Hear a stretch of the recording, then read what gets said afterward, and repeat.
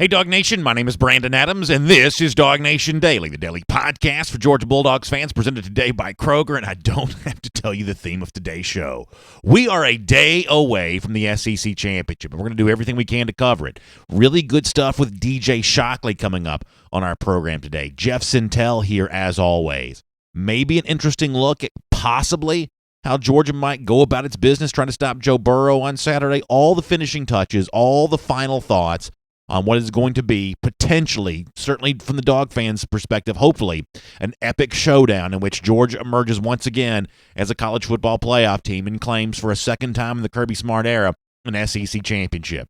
Things don't get any bigger than this, and I am really, really grateful not only to be able to experience tomorrow, but talk about it with all of you today. By the way, one quick note, programming note, we have to get outside of our DawgNation World Headquarters studios and get to the stadium today. Busy day for us of coverage, live tonight at 6 p.m. for Road to Atlanta, presented by Kroger and Georgia United Credit Union. So no comments today, and I really apologize for that. I know this is a day that many of you probably have a lot of things to say.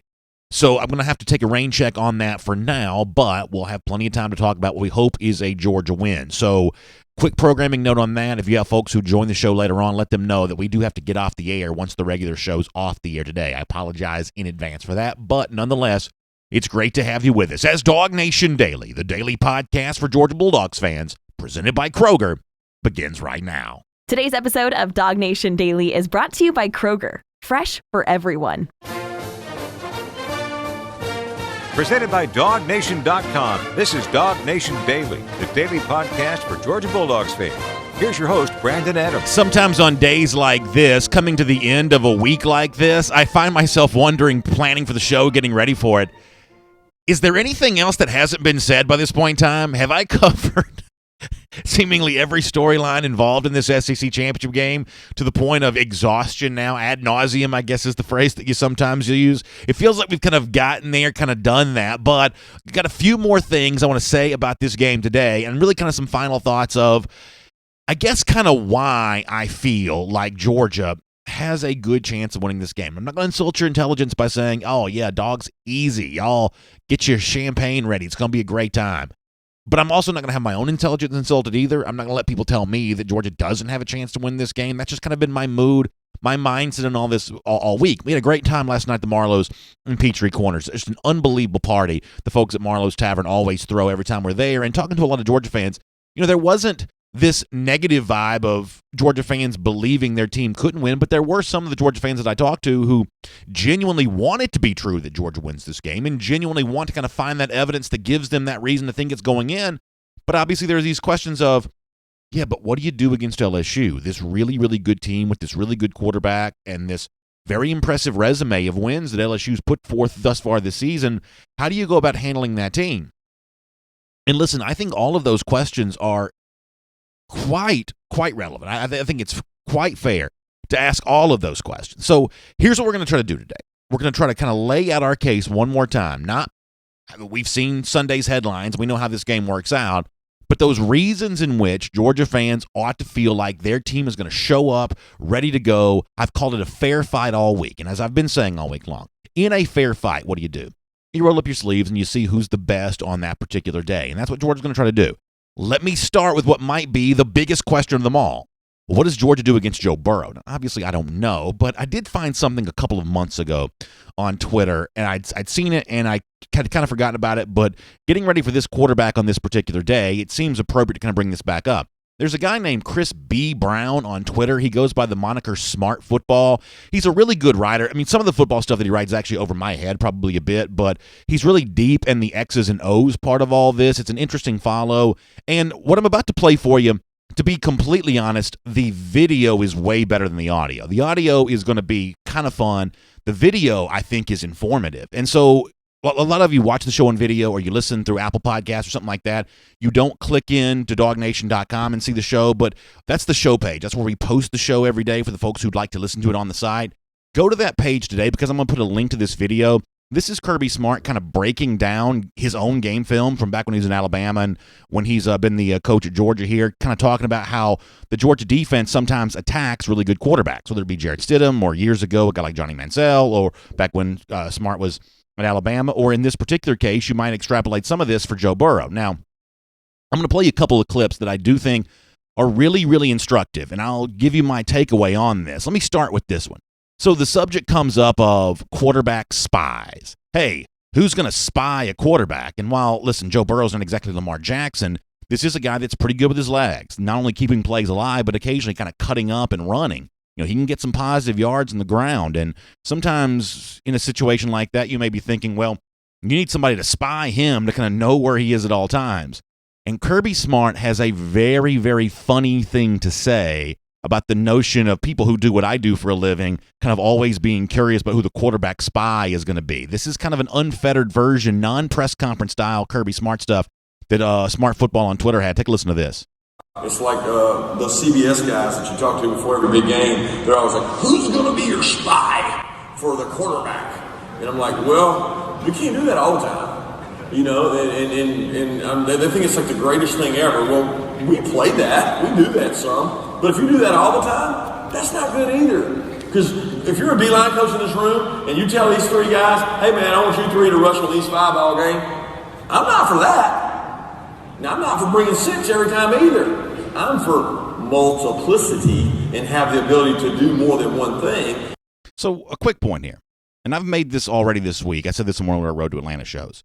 People have this assumption that Ed Orgeron's this cartoon character and he's too goofy to be a good football coach, but I've been told by a lot of people behind the scenes that Orgeron is as serious can be about football, that behind the scenes he's a very buttoned up, very professional coach, even though he kind of gives off kind of a funny image. I think Kirby Smart is sort of the flip side of that same coin. When we see Kirby Smart, when reporters are in front of him, when TV cameras are in front of him, Smart kind of comes across as what's the word? Is it automatronic? Like he's a robot? He kind of comes across as this sort of like football robot. But behind the scenes, I actually think he's got a more fun-loving personality you might think. The sort of mocking broadcaster voice. Who's going to be your spy? That's kind of a funny version of Kirby Smart. I kind of like that part of it. But there's also, I think, a football part of this kind of takeaway there as well. Let me let you hear one more clip of Smart kind of talking about what you do in dealing with a quarterback like this, how you contain him without using a spy necessarily. He kind of calls it more of a mirror, a guy to know where Burrow or whatever quarterback you're talking about might be, but not necessarily in that sort of spy mentality, having edge pass rushers collapsing a pocket, making an opportunity for a guy like DeAndre Walker in last year's SEC championship or, other examples you might think of to then go chase down a quarterback in more of a, as he calls it, a mirror role than a spy role. Here's Smart again. We're going to break the pocket, hence the word mirror. We're going to try to disrupt the pocket. We give them a two-way go. We give this guy two-way. We want them to break the pocket, get him out of there, and let this guy aggressively mirror and go get him. Nothing changed coverage-wise. We had beautiful coverage. So this has been a good advent for us because we got a lot of guys, and you do too. That guy that's just fast. He might not be the best cover guy. He might not be the smartest, but he can just run. Well, we let them break the pocket. We shade the nose a lot of times. We'll bring this guy and get him one-on-one in guard matchups based on the protection. But we're going to take this guy, break the pocket. Your job is only to get him out of here. And your job is to aggressively close without getting caught in the trash. So I like the way he describes that. And when you see the video, and as I said before, I'll put a link at DawgNation.com. It's two kind of like edge rushers, very, very wide, kind of trying to get around the tackles, collapse the pocket, and kind of flushing the quarterback out. And Kirby Smart says, you chase him down, you don't get caught in the trash. Now, let me be very clear about something. If you ask me right now to write a 500-word essay about the difference between a quarterback mirror and a quarterback spy, I'm not quite so sure that's a test I could pass, just to be completely honest with you, and maybe you couldn't either. But the point is not that I understand the difference. The point is that Kirby Smart does. And when you listen to those two clips, the one thing that you take away, even if some of the intricate details of the football part of this, and even after you see the video, some of the intricate details of the football part of this might be a little difficult for someone who's not a full-time coach on a full-time basis to grasp. The point is, you can hear the passion in Kirby Smart's voice. He lives for this kind of stuff. Our buddy Chip Towers asked Kirby this week, hey, do you relish this chance to kind of go do battle with a guy like Joe Burrow and Joe Brady and these offensive guys? And self-deprecating Kirby Smart came out and he said, well, I did until I turned on the film, and maybe now I'm not quite as excited about it as I used to be.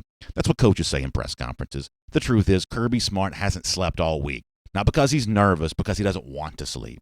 He wants to be in the film room. He wants to be digesting this stuff. He wants to be a diabolical mastermind trying to find a way to make Joe Burrow's life as miserable as he possibly can be. He was born to do this. He's living his best life by being a disruptor of offensive play. And on Saturday, I think he's going to be up to that challenge. Now, let me kind of shift gears and mention one more thing here as well. For the Georgia fan who's like, I don't know, BA, you make a pretty good point. Maybe this Georgia defense will show up against LSU the way that it has against other opponents all season long. Still nervous about the game. And I think, listen, a little anxiety in life's not a bad thing, right? I mean, a little bit of anxiety normally means you're getting close to something big, close to something good. People who aren't on the verge of achieving anything, they don't get very nervous. So if you're nervous about Georgia, that must mean that Georgia's about to play a big game. But maybe too much anxiety here is not warranted. Chris Felica, the Bear, a guy that I'm a fan of, I read his work, reference him here on DawgNation Daily from time to time. He had a pretty interesting tweet this week. Now, admittedly, I did some of my own research on this, and I didn't quite come away with the same numbers that he did. But for now, we're going to go with his numbers because they just sort of sound better than what mine would have been.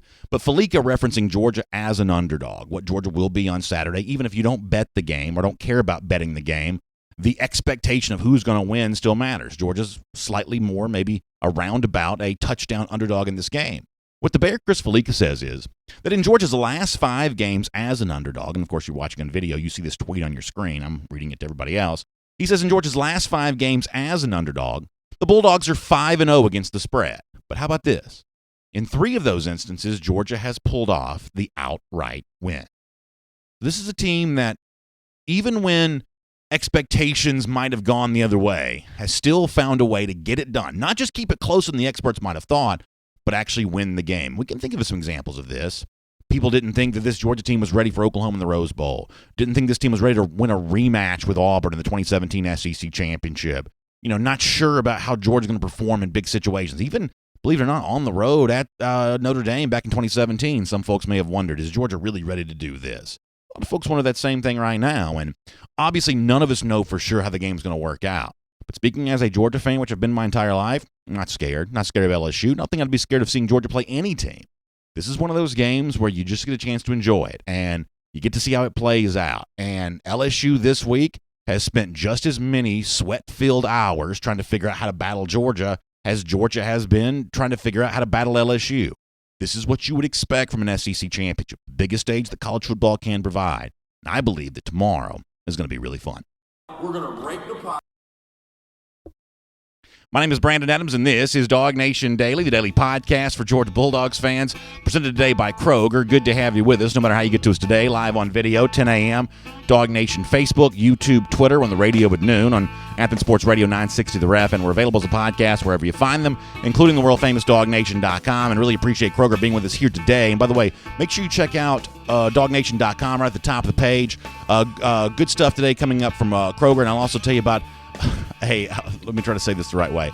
Ho, ho, ho, lot of savings. How's that for you? A ho, ho, ho, lot of savings as Kroger gets ready to roll through the holiday season here with 12 days of Merry. Now, if you want more details on this, you can opt in to receive information by texting the word 12 Merry. That's the number 12 Merry to this number, 99894. 99894. You can start receiving your savings during 12 days of Merry with our friends at Kroger. All right, later on the show today, DJ Shockley. Really good stuff from DJ. Our buddy Michael Carvel caught up with him yesterday on the topic of Jake Fromm and how he kind of bounces back after a couple of weeks of maybe less than what we would expect from him statistically speaking. This is good stuff from DJ Shockley on the program today. Jeff Sintel going to be with us here in a couple of minutes too. We'll have a little bit of a brief preview of the other conference championship games on Saturday too. So we're fully loaded today on DawgNation Daily presented by Kroger. And of course tonight, road to Atlanta again with our friends at Kroger, Georgia United Credit Union from outside Mercedes-Benz Stadium.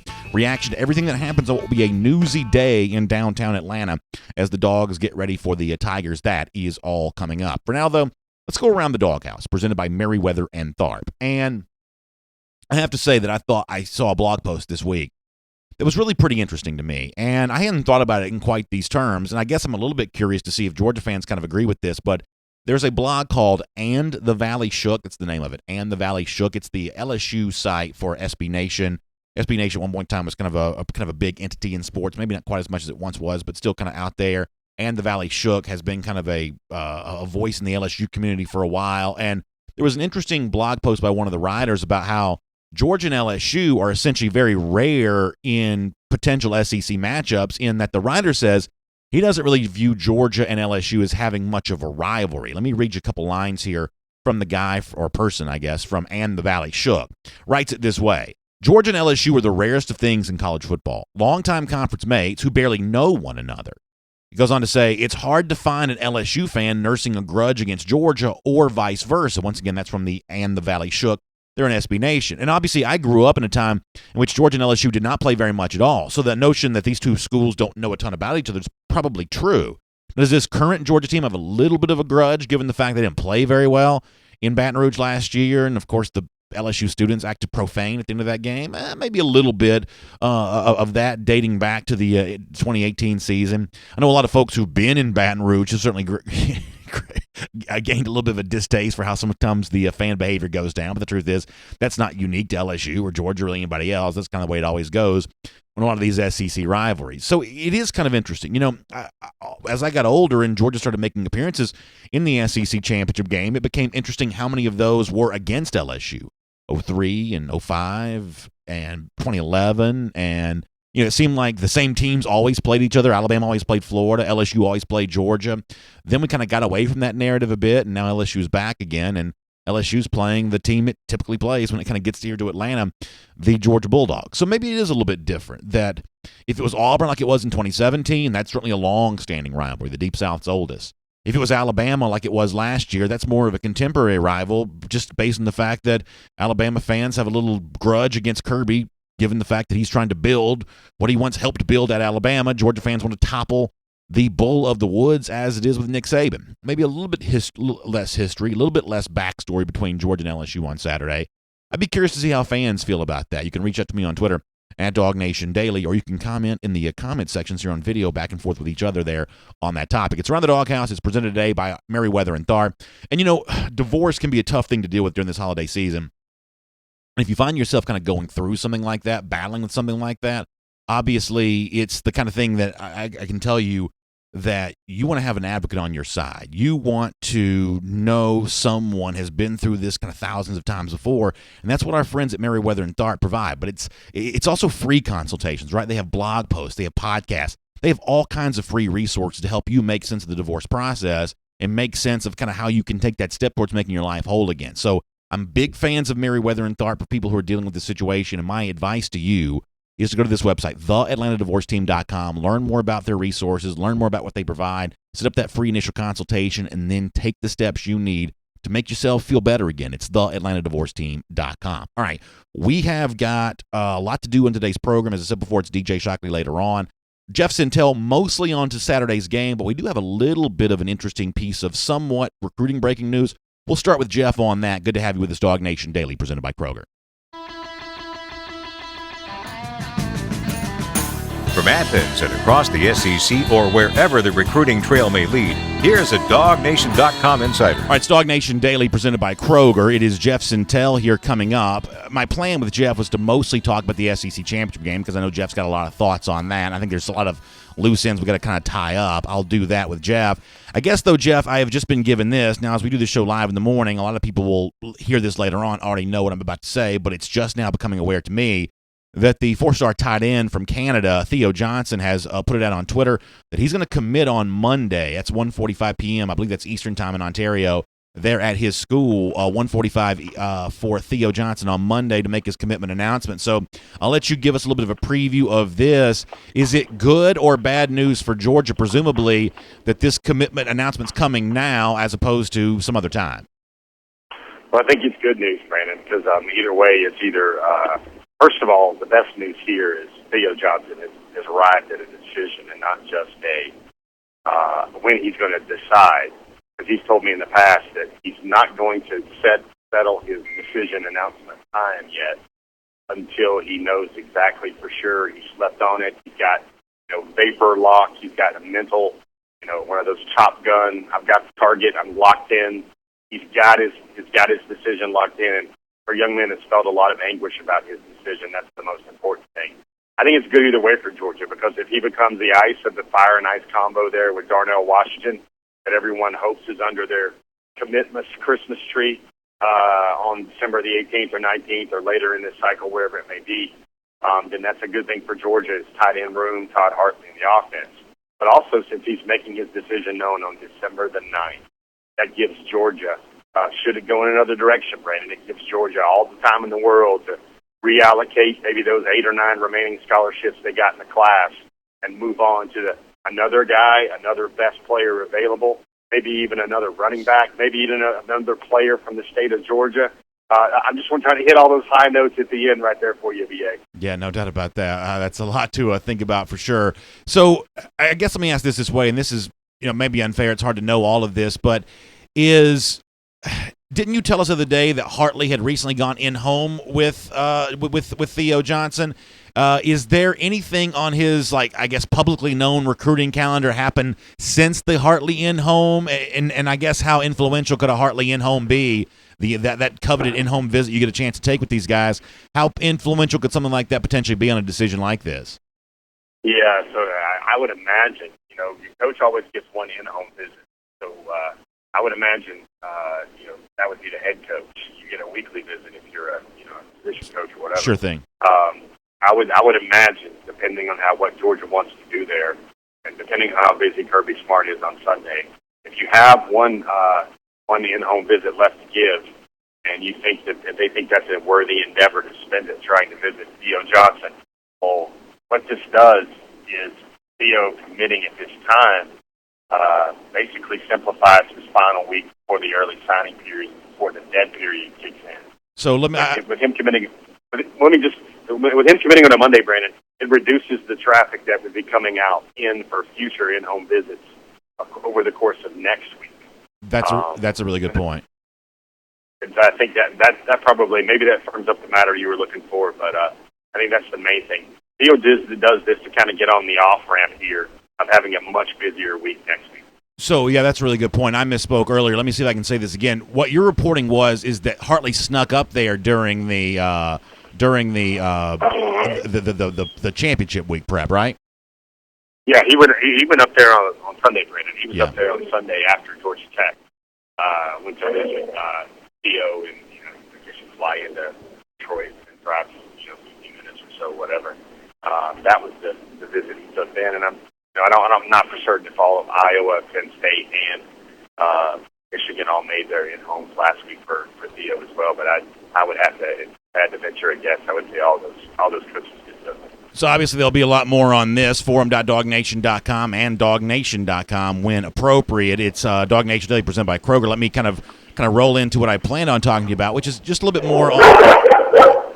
Good gosh, did Jeff just get attacked by a wolf? What just happened there? I am not on remote location in Canadian Yukon, so don't worry. That wasn't just a bear sighting. My goodness, that's like that was something pretty wild there all the way around. Nonetheless, SEC championship. Let me kind of shift gears and talk about that here for a moment. And I just want to do some kind of basic questions, some sort of basic final thoughts on the key storylines for those games. Let me start with DeAndre Swift on this.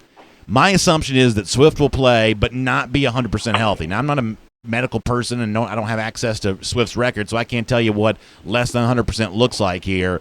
But that is just my basic feeling on this, that he's going to play, but not necessarily be whatever the 100% version of DeAndre Swift is. My assumption is we're going to have to see him be a little less than that and try to make that work on Saturday. What's your assumption on the same situation? Well, you use the word assume there, and I think that makes a lot of sense. But I've got a further assumption for you for us to piece a little bit of things together. And Kirby Smart says that DeAndre Swift had that injury prior to the play where he went out of the game on against Georgia Tech. That leads me to believe that DeAndre has probably been dealing with, at least at the minimum of that entire game, but maybe even prior to that, DeAndre Swift might have been dealing with. I mean, who knows, folks? Remember, DeAndre Swift this year had been a retribution year, at least for him, on the injury front, where he showed he could be the guy between the tackles. You could strap a game plan offensively around him, and he can take more volume, more touches than he had previously in his career. And I think how he's held up through the course of this regular season says a lot. It seems to me, at times, you watch DeAndre Swift this year, and I don't know if he's been at 100% for a lot of games. He sure looked 100% against Kentucky. He sure looked at 100%, maybe in some stretches of play this year. But with DeAndre right there. I think Georgia fans at any point, you've got to look at a lot of these players on the field, and most of them are probably only 95% right now anyway after the rigors of 12 games in the conference. And I would say that DeAndre can be anywhere near 85 to 90, then that's probably a good thing for Georgia fans, considering how everybody's beaten up at this time of year regardless. I just don't see a game plan that where Georgia wins this game and does great things against LSU. If not, there's just a little dose of, or at least as much as they can get out of DeAndre Swift this weekend. So let me preface my next question by saying this. There's a chance that Georgia gets a lot of the pieces that it needs on Saturday and still doesn't win because you still got to make a play kind of when you really need to. So you could hold LSU down. You could find a way to score some points, and that doesn't necessarily guarantee you're going to win the game, even under those circumstances. So with that kind of said, to preface all of this, Jeff, I do believe that Georgia will get the defensive effort that it needs on Saturday. I do believe that LSU scores fewer than 27 points. How confident are you in Georgia to be able to say that? Yeah, I think that's the thing that's got to happen. I think most people, if they're talking around tailgates or around the televisions or the big screens on Saturday or all week at work at the water cooler, man, I think the number for Georgia to hit is they got to keep LSU under 24, 25, and hope that offense, maybe there's a pick six, maybe there's a fumble return, maybe there's a Dominic Blaylock punt return for a touchdown or something of that nature. They got to feel that that's how Georgia gets this done, is if they keep them right around 24, 25 points, and then they boat race a play or two to try to get to 28, 27 on their own. I think the frustrating part for Georgia fans, which people would not want to see, I know lots of fans would take a victory any way imaginable. I imagine all of DawgNation would. But, boy, you just don't want to see a 17-14 type game or a 21-20 type game where Georgia's defense does its part, but LSU just has a little bit more offense for the Bulldogs on Saturday. One point that I wanted to bring up, just to get everybody front and center about DeAndre. DeAndre had 233 career carries in his first 2 years at Georgia. And he's missed some time, and there have been some times where he wasn't fully healthy in a lot of those first 2 years. I think it gets lost to folks that DeAndre Swift already has 193 carries this year. If he probably would have finished out a game or two, he probably would have been close to 200 carries. So he's almost, at least 85 to 90% of it, 85% of it, he's almost replicated his career at Georgia so far in terms of carries just in his junior season alone. It is DawgNation Daily with Jeff Sintel here. We're presented by Kroger. I got a question I want to ask Jeff, too, about the wide receiver situation, especially in the first half on Saturday. We'll do that coming up in just a moment. Before that, though, quick word from our friends at the Atlanta and North Georgia Building Trades Council. Now, for those of you who do construction-type work for a living, this is a group you need to know about because they can really improve your quality of life because they are dedicated to the economic stability of organized construction workers in all of North America, creating more work opportunities, living wages. They protect your benefits. You can also earn while you learn with no tuition apprentice training. That's up to $100,000 you can earn while serving your apprenticeship. They offer employer-paid pension insurance and wages up to 30% higher than non-union workers. The important thing to remember here, too, is this is not just for men. Women also encouraged to apply as well and get in touch. So here's how you can do it. Number to dial, 404-584-0005. 404-584-0005. Or reach out to them online, angbtc.org. That's angbtc.org.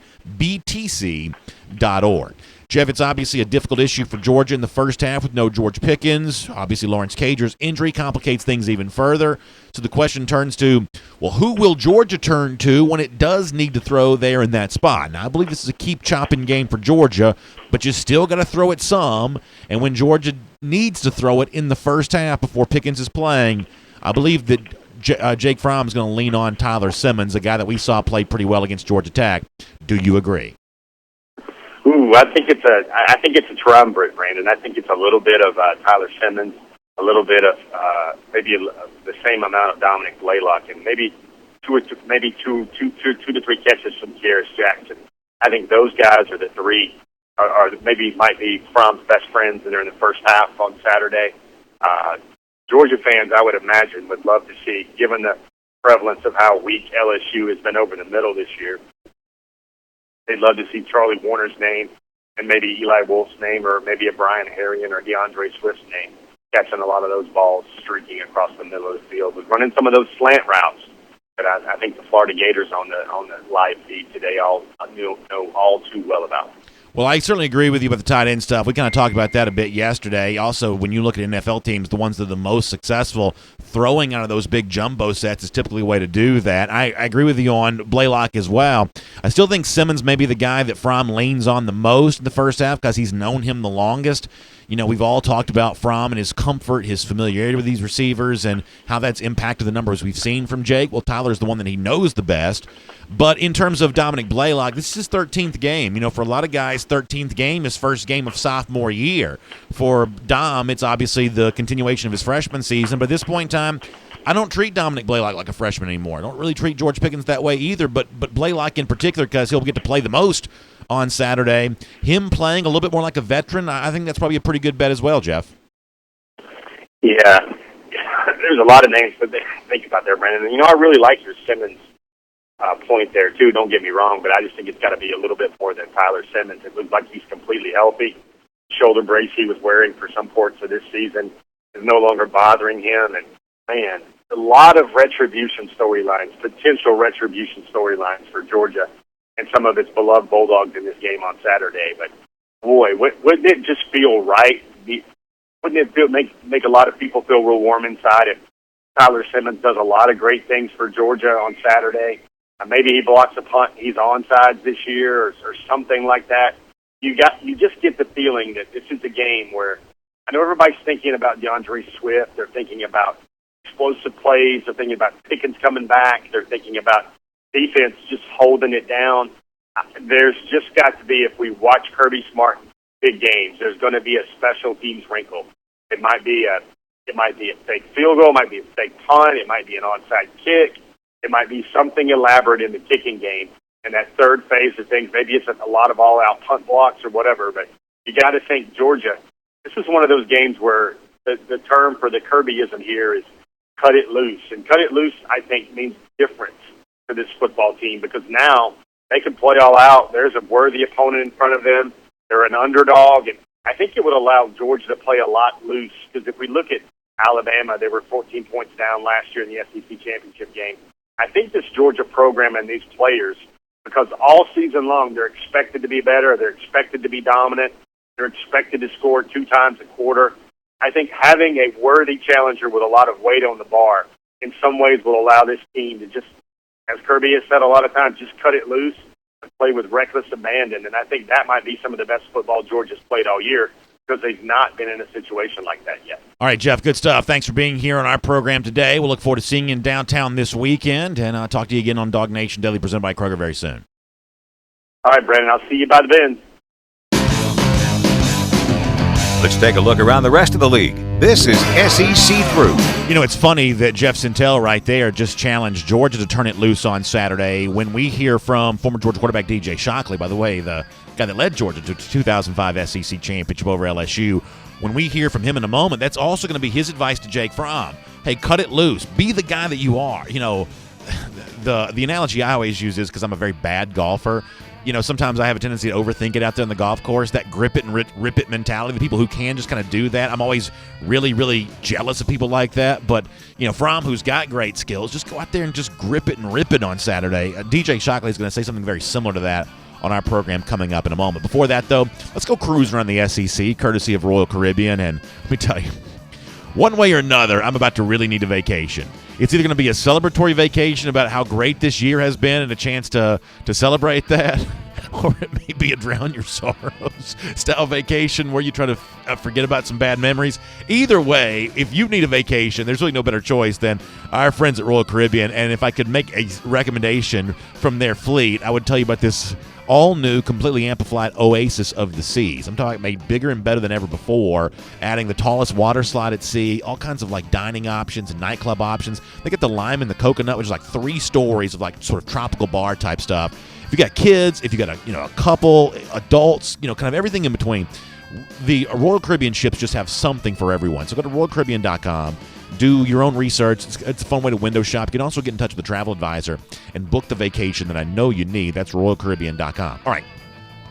I'm about to show you something that I don't completely understand. Like, my head's exploding with numbers at this point in time. There have been so many. But I thought Brian Freemo from Football Outsiders had a pretty interesting tweet about how often teams have played at an elite level this year versus how often they played at a good level this year versus how long they played at a below average level this year. Let's just talk about elite performances at first. And I'm assuming this has something to do with like game control or something like that.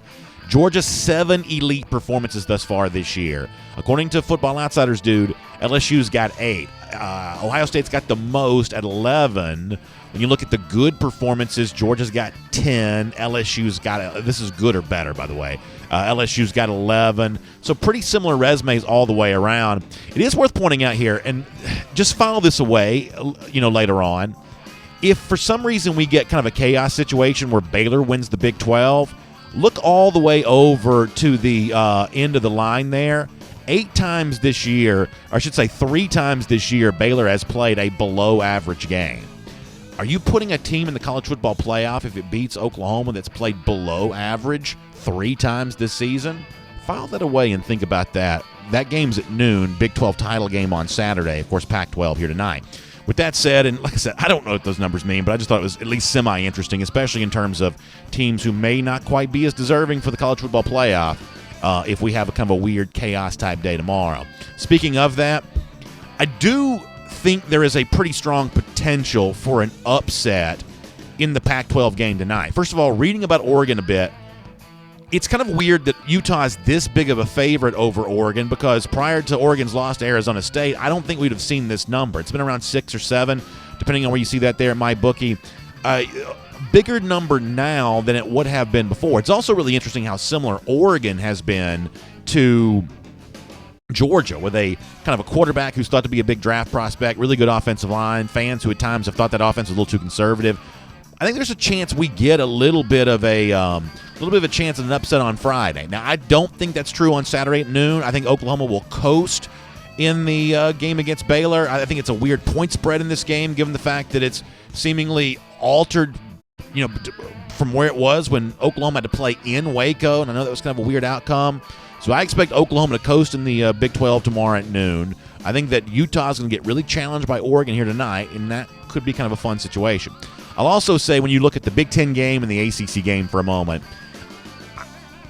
I don't expect Clemson to be challenged by Virginia at all. I think Clemson's got some motivation. Obviously, Dabo Swinney has kind of shot off his mouth, and I think there's a strategy behind that from him. I get that. I still think he's a little jealous of the fact that he's not involved in the big games that teams like Georgia and LSU get a chance to play.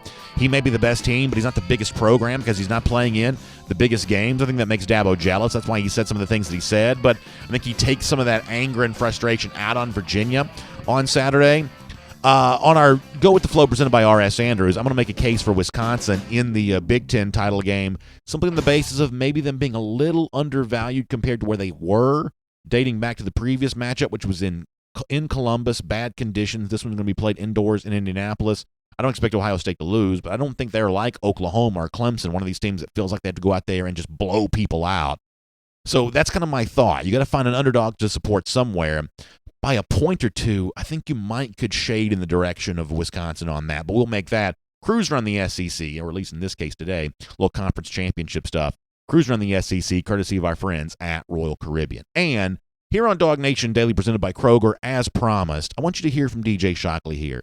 The memories of winning an SEC championship at Georgia, the opportunity for Jake Fromm to step up and play big, play better in a big spot at Mercedes-Benz on Saturday, and also DJ teaming up with their buddy John Stinchcomb and his brother Matt and a whole bunch of other folks from around the SEC to do some really good work yesterday in a community around the Atlanta area. It's DJ Shockley here on DawgNation Daily, presented by Kroger. Well, obviously, we have an opportunity to come out here every year with Allstate and have a big part of putting a community together, helping kids, and kind of just rejuvenating a certain park or area. And the opportunity today to come out and do that is pretty tremendous. We'll get to see some kids later on today, and we're putting the work in now early in the morning, early afternoon, and then kids come out in the afternoon and see all the hard work, and it makes, the day full of joy, and it's definitely one of the more enjoyable times of the year. So I was just really, I don't know what it's called. They had these big screws that had to hammer into the ground. That is kind of like the outlayer of of a little park-size playground area. So keep everything inside, so it keeps the mulch inside. So my part was pretty pivotal into making sure nothing gets outside of the area where it's contained. You know what, I think is a moment that you can learn a lot from, simply because I remember when we played in it back in 2005, we were 11, 12-point underdogs, and LSU was number 3. We were like 13. So nobody even gave us an opportunity. I think that week heading into it, we had a lot of different things that we had coming to that ball game. And at the end of the day, they can say what they want on paper, but you still got to play the game. You still got to execute. They still got to come out and, play against you man-to-man, and they got to put forth their best effort. And what's happened in the past don't really matter. What happens on that particular day matters. So anything can happen any given day, and we've seen all the underdog stories come alive over the years. So I don't think from a talent standpoint Georgia is far behind at all. I think they match up really well. So if you know that coming into that ball game you belong, I don't think there's anything that can hold you back. What do you remember about that 2005 game? What's your favorite memories? I think my favorite memory is when you work on stuff in practice and you say, oh, they'll never look this easy or this good in the game, and then you get in the game and it looks exactly like it did in practice, and we're able to hit some big, deep shots in that ball game, and before you know it, we're up 14-0 on LSU, and they're a little worried, they're scrambling. It's always fun to see your teammates who you've been fighting for all year, and now you've got the respect now that not a lot of people gave you going into that game, and just to have that satisfaction at the end of the game was pretty cool. I guess my question is, what do you think he has to do to get back in that group? Jake Fromm to get back in his group? It's tough, man. I tell you, when you got some guys who are young and you're not sure if they're going to be in the right spots at the right time, it's tough as a quarterback. So I understand where he's coming from, but I think in this game, you got to let it all hang out. I mean, you don't get another opportunity like this to be in a ball game like this, playing in a game that everybody in the country is looking at. I think he has to just trust those guys and play within himself, do what he does as far as just letting it fly, man. You got to trust those young guys, hope they grow up in those moments, and you can't have the what-ifs. This is a game where if you go back and say, man, I just wish I would have did this or that, there's no point in that. You got to go out and you got to put it all out there and lay it on the line, and I think Fromm will do that, and I hope, they open it up and spread it out and let him go. Stuff there from DJ Shockley, the former Georgia quarterback, on his own win in the conference championship game, and obviously what he thinks that Jake Fromm can do to kind of get back to his highest level of play. And obviously that's a really fun thing to be able to think about. With that in mind, here on DawgNation Daily, presented by Kroger, let's do our Kroger kickoff. Of course, we think about heading towards the weekend with our friends at Kroger, and of course that means also previewing a big, busy weekend for us here at DawgNation. It starts tonight, 6 p.m. From outside Mercedes-Benz Stadium. We'll do Kroger kickoff, or I should say we'll do our Road to Atlanta presented by Kroger and Georgia United Credit Union, hearing from a lot of the big names from the ESPN shows on tonight's program, getting a chance to see Georgia, at least for a brief minute, for practice inside Mercedes-Benz Stadium today. So we'll do that tonight from downtown Atlanta at 6 p.m.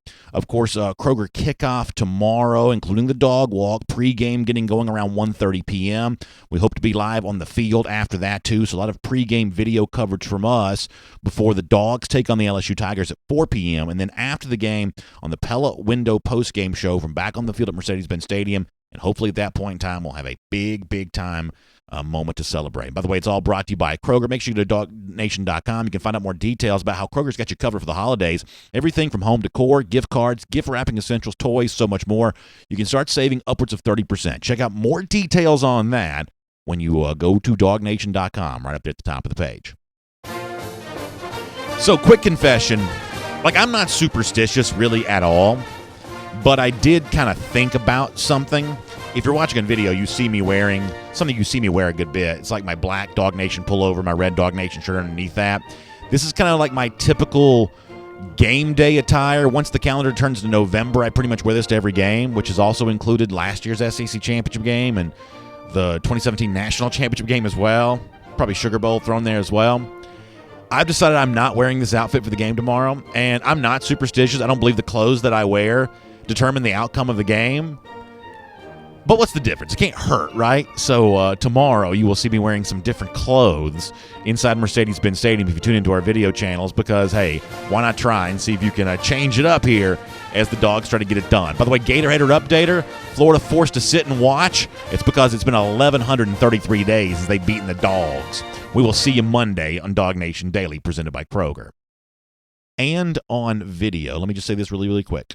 we got to go. So I apologize. I said this to our video audience once we first began the program, that we have to be in downtown Atlanta to get ready for Road to Atlanta tonight. Now, I hope you'll tune in at 6 p.m. for the show. It's going to be really, really fun. A lot of the ESPN guys, hope to catch up with David Pollack, Marcus Spears, guys like that. We'll have them on the program tonight. We're going to hear from Matt Stinchcomb on tonight's program. That's John's brother. So we've got a busy show coming up at 6 p.m. That requires us being at Mercedes-Benz here in a minute to get ready for that. So I got to hop in the car and head over there. So I apologize for the lack of comments today. Of course, we appreciate R.S. Andrews bringing the R.S. Andrews cool down to you. You can check them out for air, heating, plumbing, electric needs at rsandrews.com. Check out ajc.com for your Atlanta news now, including a lot of SEC championship stuff this week. Good stuff from Steve Hummer being in Baton Rouge, catching up with Ed Orgeron. So check out all of that. And then on Monday, let's get back here, and you know what? We'll talk a long time, and hopefully we'll have good stuff to talk about. So let me leave you with this.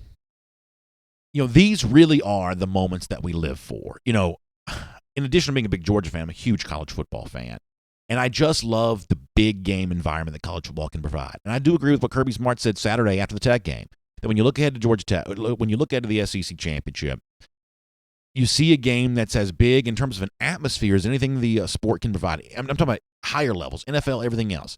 The feeling in this stadium is, for me, unlike any other. And I've been lucky to be at some really big games. So I'm going to enjoy it, and I'm going to soak it all in. I'm going to appreciate it for what it is, a moment we're lucky to be a part of. And obviously, I'm going to be rooting like crazy for the outcome we all want. I think there's a possibility that Georgia gets it. I think it's going to be a really fun, really special day. So wherever you are, hope it's with friends, hope it's with family, I hope it's gathered close, either in the stadium or a TV or anything like that.